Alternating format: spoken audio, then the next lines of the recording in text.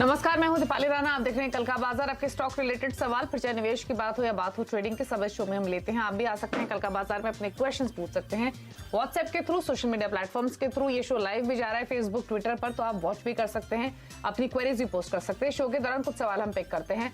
बाकी रही WhatsApp number की बात, तो 7045220000 ये हमारा व्हाट्सएप नंबर है, तो आप अपने सवाल हमें भेजना शुरू कर सकते हैं। आज हमारे साथ इंडिपेंडेंट एनालिस्ट सरवीन श्रीवास्तव मौजूद है। सरवीन नमस्कार, स्वागत है आपका।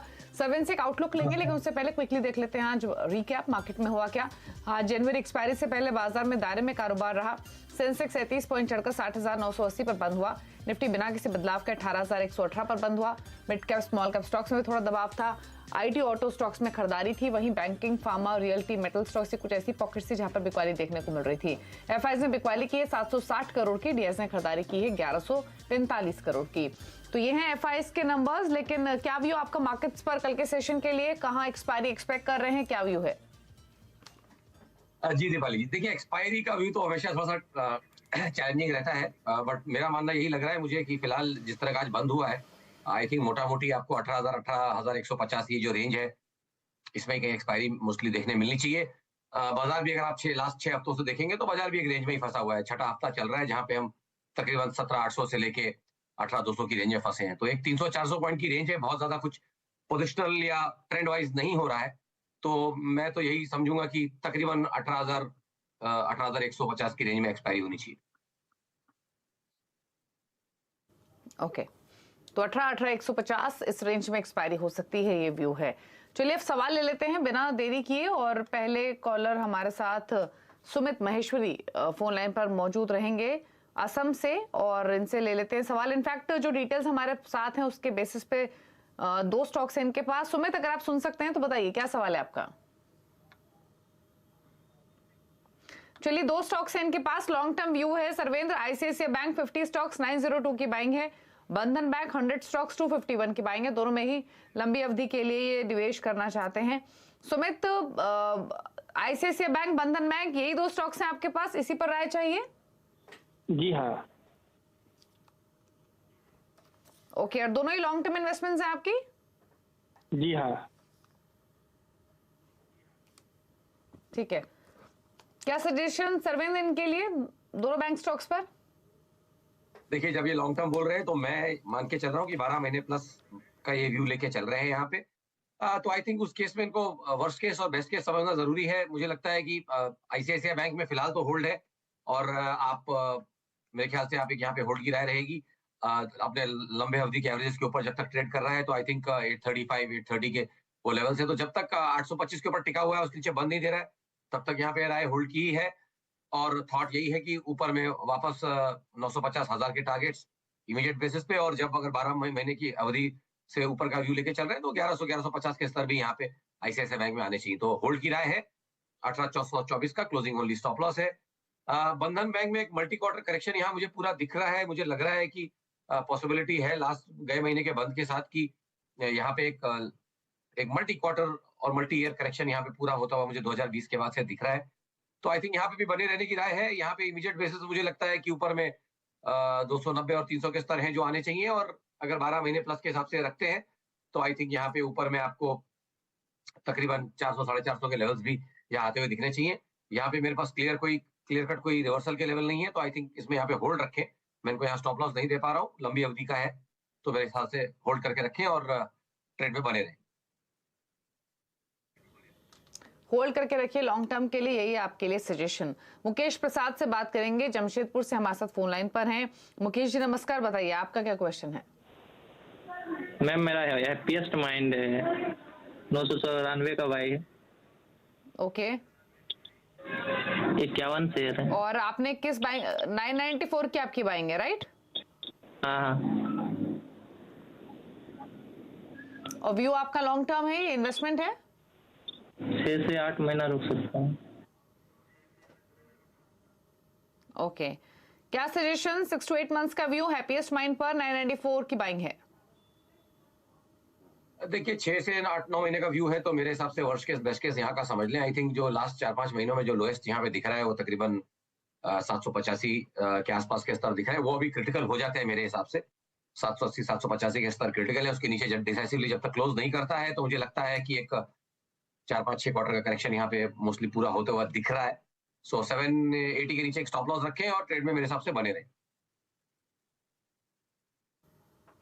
ओके, होल्ड करने की सलाह है आपके लिए।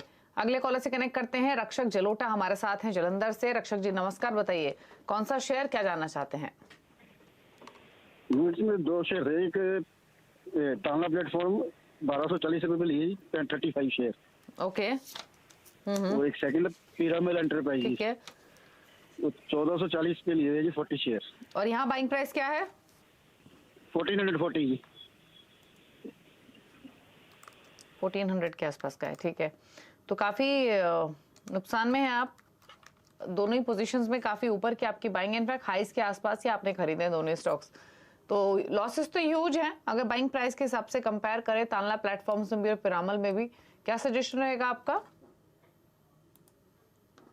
देखिए बहुत लंबा खड़े रह गए, बहुत कंसेंसस वाला स्टॉक था, बहुत फ्रॉथी स्टॉक था पहला वाला जो उन्होंने बोला कंसेंसस बाय था, और बहुत ज्यादा जिसको बोलते हैं सेंटिमेंट था स्टॉक में पॉजिटिव, और इसीलिए आपको दिख रहा है कि जरा भी डिसअपॉइंटमेंट आया तो इतना बड़ा करेक्शन यहाँ पे आ गया है। तो बहुत रेगुलर कवरेज का स्टॉक नहीं है और बहुत ज्यादा इनका यहाँ पे वेल डिस्ट्रक्शन हो चुका है। तो मैं अब यहाँ से इनको क्या बोलूँ, यहाँ से मैं बेचने को भी नहीं बोल सकता हूँ तो, और लेने को तो बोल नहीं सकता। तो फिलहाल जो पोजीशन है उसमें होल्ड रहे, मेरे पास बहुत क्लियर राय इनके लिए तालना में नहीं है। पीरामल में उल्टा मुझे थोड़ा लगता है कि यहाँ पे एक डेफिनेटली जो गए क्वार्टर का क्लोज था वो मुझे एक थोड़ा सा वीक क्लोज लग रहा है। तो यहाँ मेरी राय क्लियर है कि यहाँ उछालों में मेरी राय है कि यहाँ पे निकलें, और अगर ये लकी रहे और जिस तरह से अभी फिलहाल स्टॉक सेटअप है, आई थिंक एक उछाल डेफिनेटली स्टॉक को 920-940 की तरफ लेके जा सकता है। उस उछाल में निकलने की कोशिश करें, और किसी कारण से 780 के नीचे फिसल जाता है अगर, तो आई थिंक स्टॉक काफी वीक हो जाएगा। तो उस केस में भी मेरी यहाँ पे राय दोनों केसेस में निकलने की है, उछाल में भी निकलने की राय है और 780 टूटे तो भी निकलने की राय है। ठीक है, तो लेवल भी आपको बताया गया है 780 का पीईएल में, और बाकी तो उछाल पर निकलने का ही सजेशन है। भूपेंद्र सिंह जबलपुर से हमारे साथ। सिंह साहब नमस्कार, पूछिए सवाल। नमस्कार सर, मैं जबलपुर से बोल रहा हूँ भूपा सिंह। बताइए कौन सा स्टॉक है?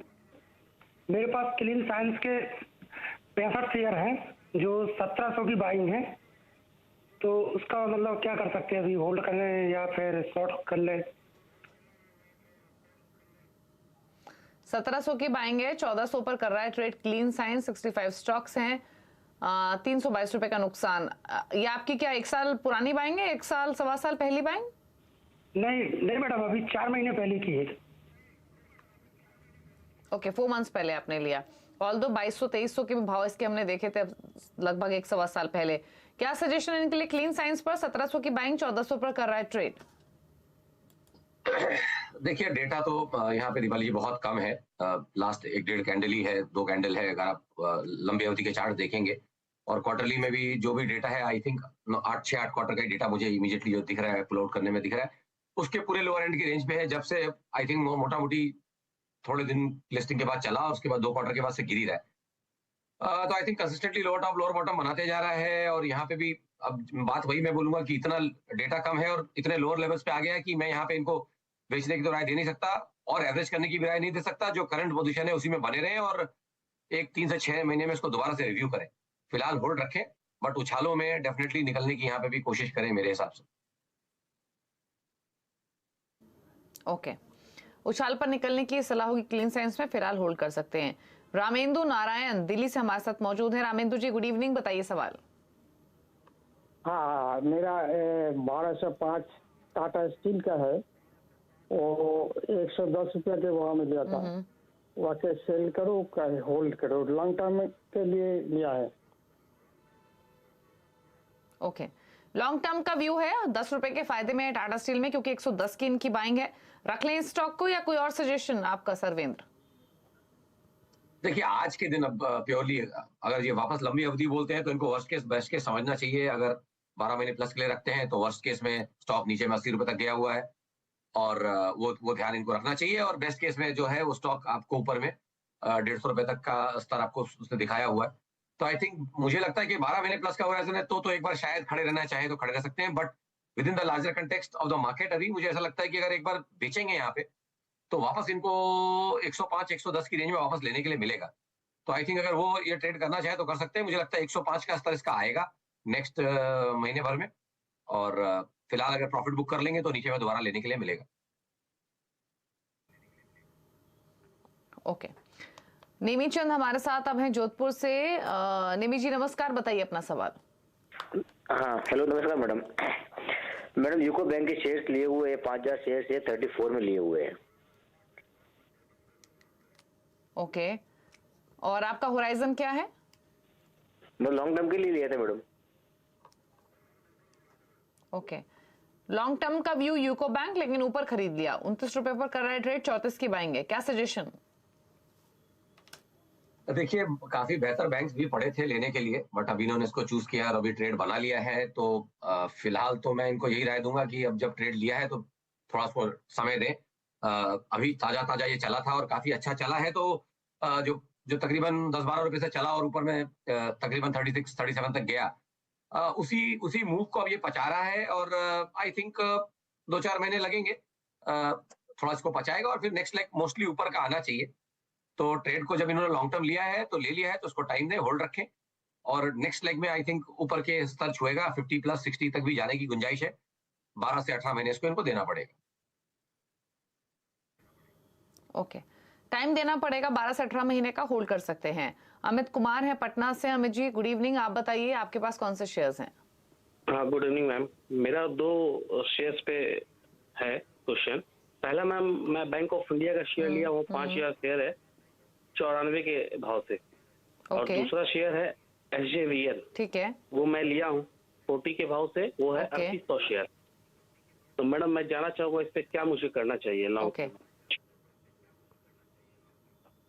ठीक है, लॉन्ग टर्म व्यू है बैंक ऑफ इंडिया 94 की बाइंग, SJVN 40 की आपकी बाइंग है और 3000 क्वांटिटी है बैंक ऑफ इंडिया में, SJVN में आपकी क्वांटिटी 2000 स्टॉक्स की है। पूछ लेते हैं, लॉन्ग टर्म इन्वेस्टर है, रख सकते हैं। सर्वेंद्र, क्या सजेशन रहेगा बैंक ऑफ इंडिया में? इनके भाव से स्टॉक्स दोनों ही थोड़ा थोड़ा नीचे कर रहे हैं कारोबार।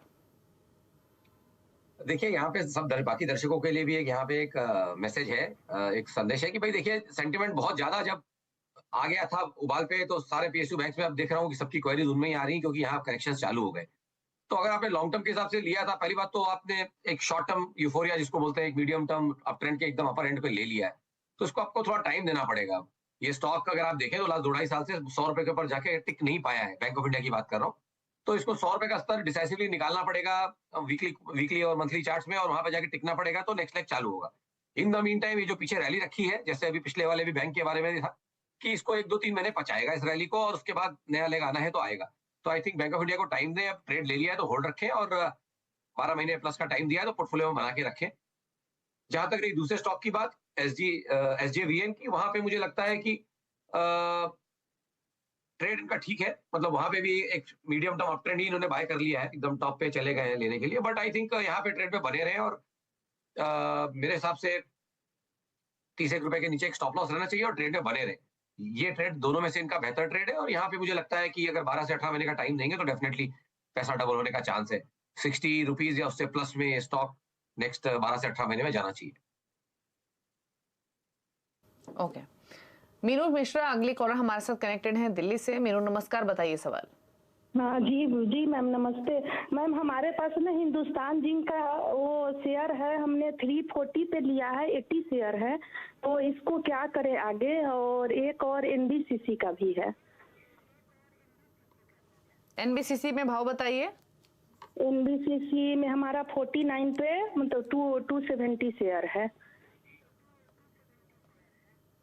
ओके, तो 49 में बाइंग NBCC में, जो 38 रुपए पर ट्रेड हो रहा है, यानी यहाँ आपको 10 रुपए 11 रुपए के आसपास का नुकसान हो रहा है। हिंदुस्तान जिंक 340 की बाइंग है, ये आपको 22 रुपए के आसपास का 20-22 रुपए का मुनाफा दे रहा है।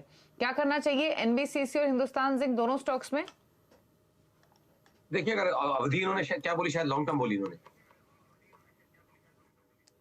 जी। हाँ, तो आई थिंक हिंदुस्तान जिंक में तो क्लियरली यहाँ पे मेरे हिसाब से बने रहना चाहिए। ट्रेड इनका ठीक है, कॉस्ट के आसपास से, कॉस्ट से 5-7 रुपए नीचे स्टॉप लॉस रखें और मेरे हिसाब से ट्रेड में बने रहे, इसको टाइम दें। बढ़िया स्टॉक है, लॉन्ग टर्म में डेफिनेटली रखना चाहिए। और जहां तक रही NBCC की बात, आई थिंक बहुत अंडर परफॉर्मिंग स्टॉक रहा है लास्ट 2-3 साल का, और अगर आप इसका देखें तो इनको ये बहुत समझना चाहिए कि इसका जो एक्चुअल हाई था वो 2017 का है। उसके बाद से पूरे बाजार के मूव में 18, 19, 20 की रैली मिस किया, कोविड के फॉल के बाद चला नहीं और मार्केट में पार्टिसिपेट नहीं किया, और ये जो 21-22 की रैली हुई जब बाजार ने नए हाई रखे तो वहां पे भी ये चला नहीं है। तो जितना जल्दी हो सके उछालों में इससे, जिसको हम बोलते हैं गेट रिड ऑफ दिस, आप उछालों में जितना आपका भाव के आसपास आए थोड़ा निकलिए और कुछ अच्छे स्टॉक्स में निवेश की कोशिश करिए।